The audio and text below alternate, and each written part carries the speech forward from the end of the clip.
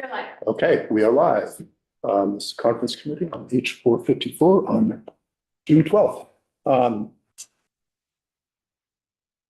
So I know everybody's been working. We started a little bit late this morning just to do a little more work on some language with legislative council. So we have just to get the thing started. We have passed out or had they can pass out language that does two things, two separate concepts. One is to add language, and we talked about this a little bit yesterday, on intent language. And the first sentence, I suppose, in some ways is the key sentence. It's further the intent of the General Assembly to ensure the imposition of the new statewide education tax rate contemplated by this act does not result in an increase in education property tax bills relative to Vermont's current education funding system for municipalities across Vermont. And then just a little bit of the ways in which that will come to pass. So I'm not going to read the whole thing. Can we have a brief moment of silence while we read it? Yeah. Yeah.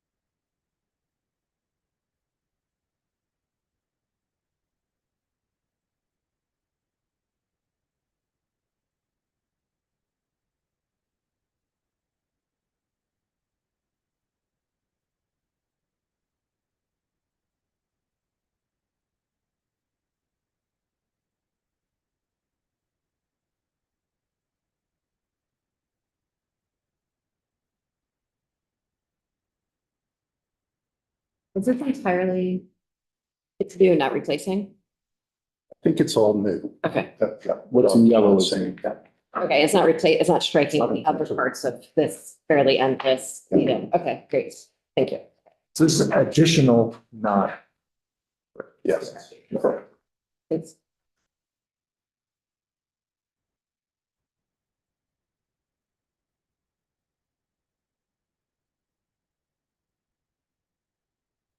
We're good to. I'm good to talk about the next section. Yeah, thank you. Okay. So the next section has to do with tuition. And we had the discussion yesterday about tuition. We started off, at one point we were talking about weights, then we're talking about tuition. So what we are coming back with is the notion that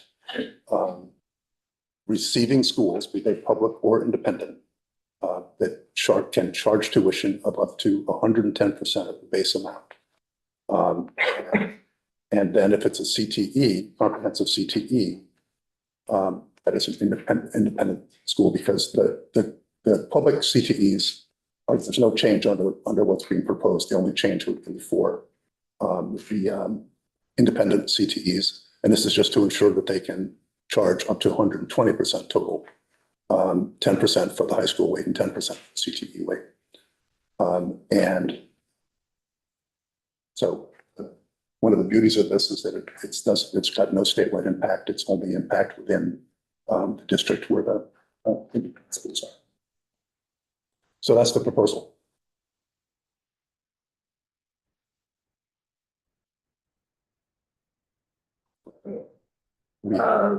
The 0.1, why, I guess that over another number. the 0.1 that you've selected as for both CTE and grades 9 through 12. They're probably both downward. But the allowable tuition rate now would indicate a 12.5% differential for high school. We just went with a 0.1. That's what we had done from the start. Just figured it's close enough, a little bit low, close enough. And I think Scott, what you talked Yeah, about. I mean, we looked at what in the bill at one time, there was an FTE, CTE rate of 1. Mathematically, that came out to about a 0.14. So we just rounded down to 0.1. It's fine. We can make it work with that. In this construct, how does the district consent to it? Like, what's the legal mechanism for a district to consent to that price? The district wouldn't consent. The receiving school, public or independent school, would notify the district of what amount up to 10% of the base that they're assigning. So they might say they don't need any. They might say it's fine. They might say we need 2%, 8%, whatever. They would be the ones, they would assign the amount. I've been thinking about where there are other places in law that government doesn't consent or even set the price that they're willing to pay, like Medicaid, there are specific rates that are set for hospitals, even though hospitals have a longstanding, integrated relationship with their community. And I'm wondering if you have, I'm just like trying to find any other parallels to the law to like hang my hat on as I think through this stuff. And in a way, you can hang it on 110%. Because the only difference here, you could just say 110% shall pay, except it's giving the option for the independent schools who work with their communities and have for 200 years to do less if that's what's needed to make the system work. Otherwise, you could just say 110%. And in a non-operating district, if Are you speaking of a district that doesn't operate any public schools? Yeah. Okay. So in a district that doesn't operate any public schools, let's say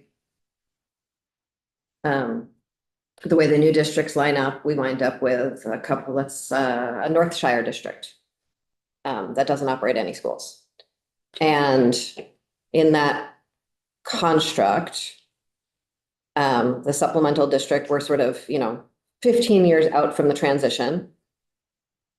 The supplemental district spending cap is at 5%. How would that district be able to pay the 10%? Or 20%. 20%, yes, or 20%. Well, I mean, I think that's where Tuition. the receiving schools are going to have to work with their districts, just like they always have. I mean, there's always a maximum amount that a district can pay or the voters will approve, and they work with their districts to set a rate that works for those districts.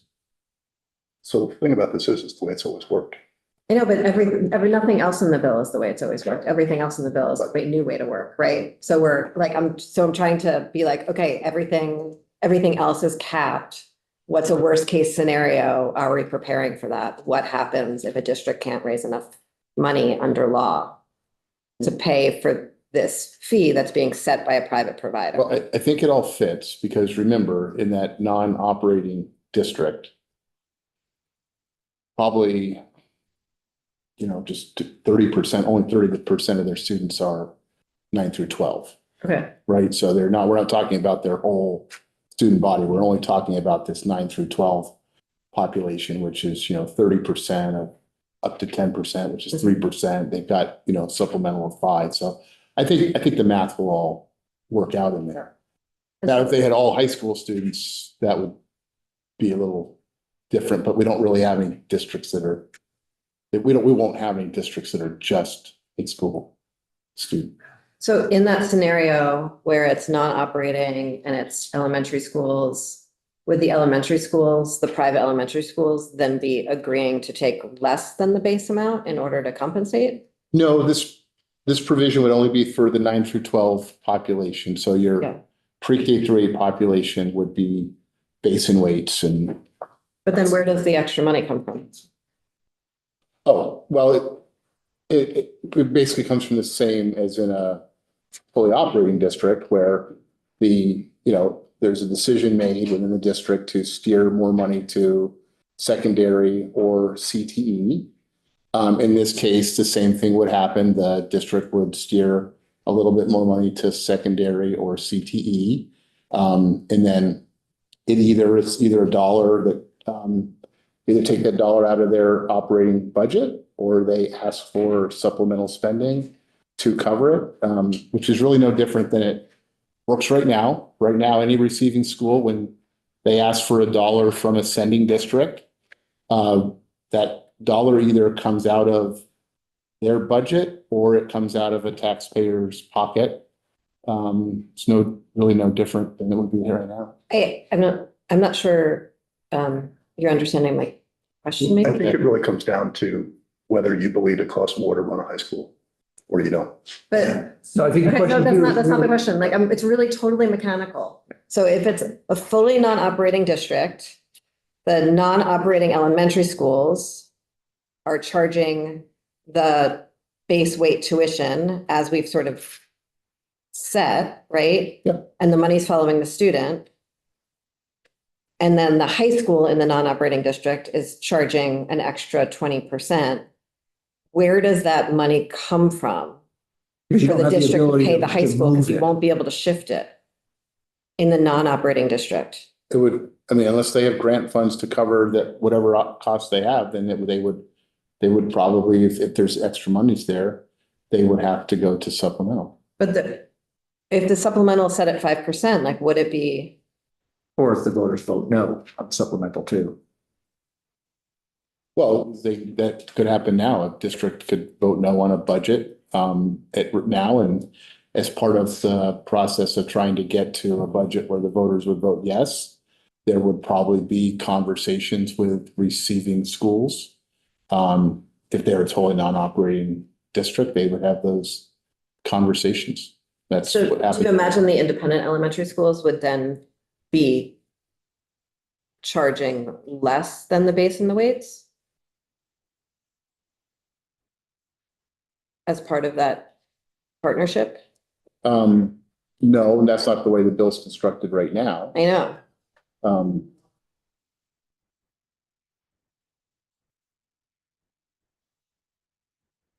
Okay. I feel like I need a diagram, but I don't.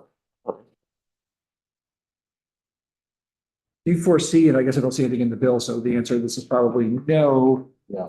but any kind of oversight to check to see if that additional charge is justified? Nothing to suggest that. What this will result in, I believe, for both the independent high schools and the independent high schools with the CTE is less money than now. And I think they are running very efficient operations now. And the problem here is that they can't run on, they have to get paid. And have to get paid what it actually costs to run high school. And under the current, without this, that's not happening. So this is an attempt to, within the district, just the way that happens now, maintain the ability for the independent high schools to survive. Yeah, this is in lieu of setting a weight. Mhm. Yeah.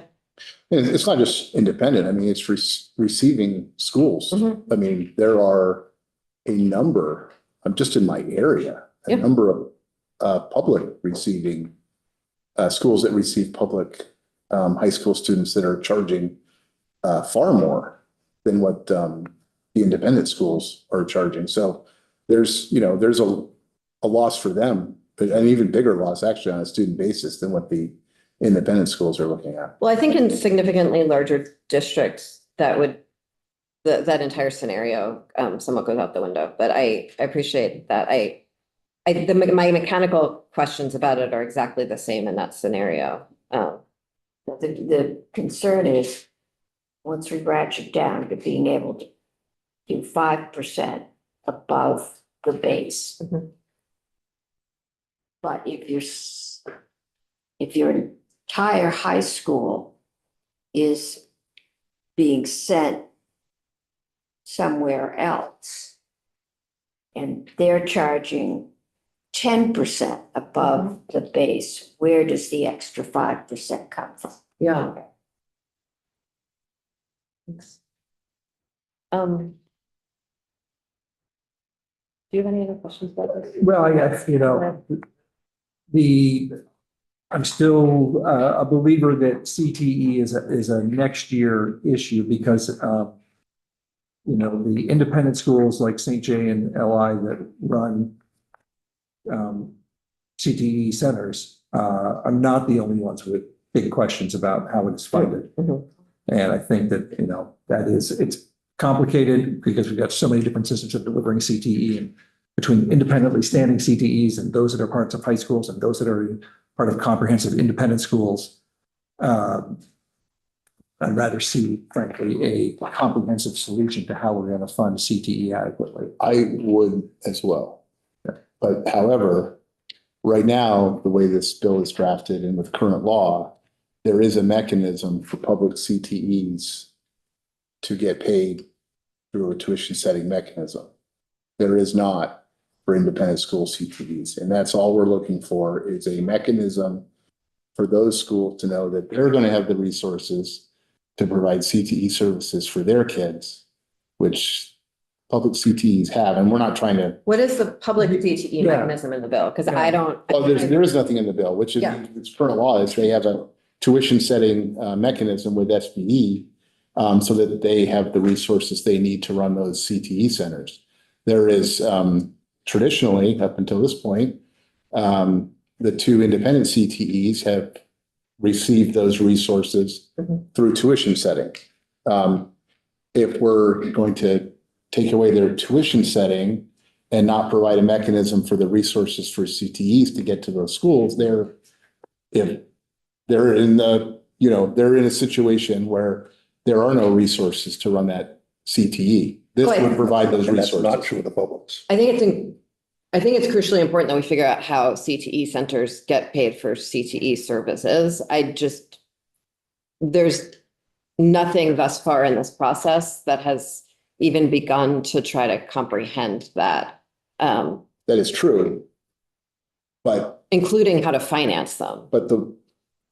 the way that the independent CTs are financed has been removed. And Okay, that's not true for the public. Okay. CT. And I'm not trying to remove the public CTs. Yeah.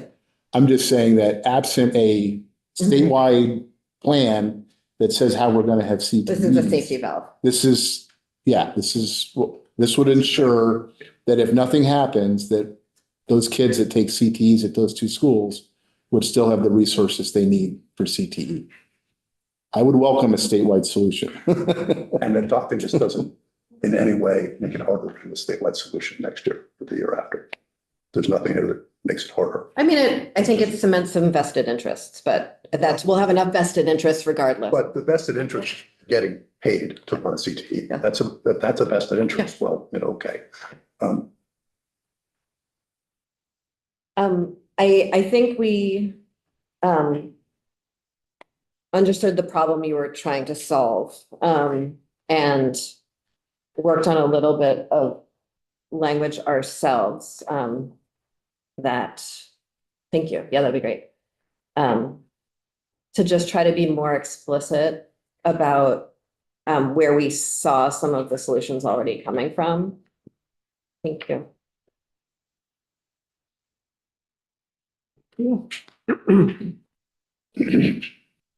And so sort of towards that question of whether or not it costs more to educate secondary students, which feels like the conversation has narrowed somewhat to a matter of faith.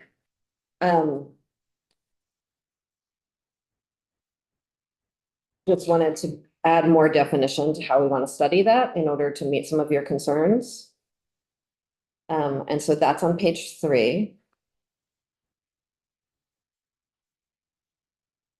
And then also wanted to point out, if you go to the very end of this, the effective dates, on page 8, subsection F. And this was existing in the bill, but it certainly, I don't know if, I certainly haven't read the effective dates very carefully in a little while, so I just wanted to re-bring your attention to it. There's a contingent language here, that essentially none of this happens. The foundational formula doesn't happen at all unless and until we receive these comprehensive recommendations and are able to act on them. And so I just wanted to make sure that you knew that that was there. Okay, great. And then the second piece that we just wanted to share with you is, after a bunch of conversations with you all and with the tax department, to narrow the property tax classifications. So that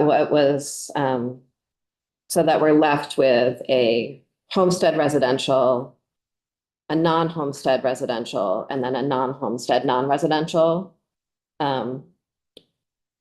The non-homestead non-residential is essentially like all of what was commercial before and all was rental property before, into one category. That's sort of, it's been calling it, shouldn't you just call that everything else?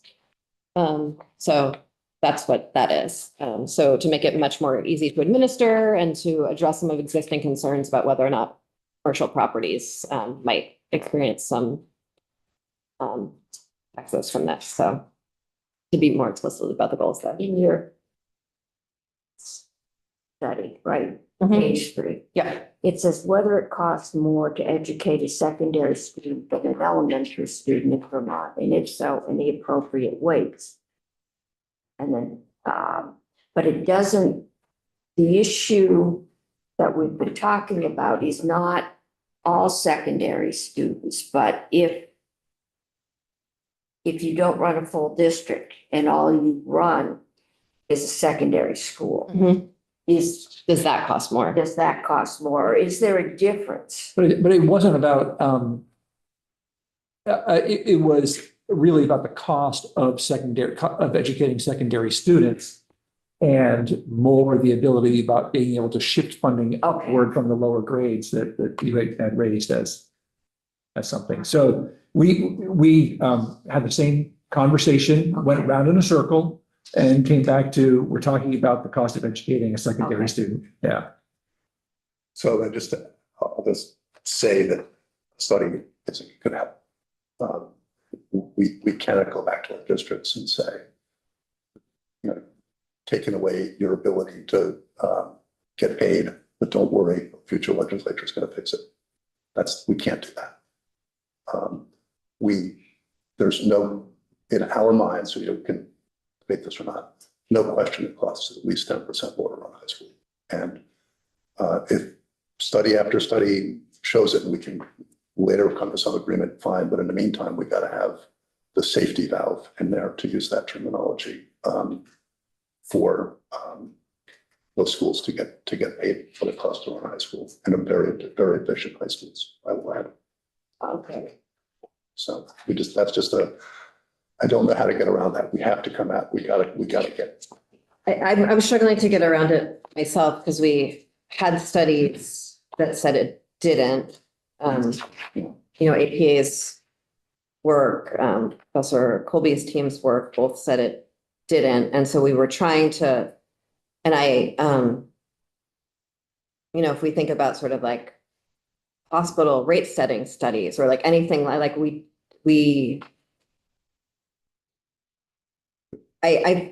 as a legislator, I feel at a loss if I'm not sort of following the math that's put before me by the team. And so I'm just trying to find my way towards that. I really do understand where you're coming from. I'm just struggling to get where you are. I mean, the APA in order for that to be effective, required big, large districts in an entirely different construct. The weights that came from the cost basis model just haven't been peer reviewed. It's one person's work. You can say the same thing about the APA. But we know what it costs to run high schools, and the actual cost of 12.5% is pretty compelling. Did you want to say something? I thought you were. So, All right, well, I mean, we are not surprisingly at a challenging point here. You've reached a sort of, there's no way, and we have been moving and trying to address these concerns. Probably the best thing we do now is each take what we have here and spend some time, and then maybe should have a goal of reconvening at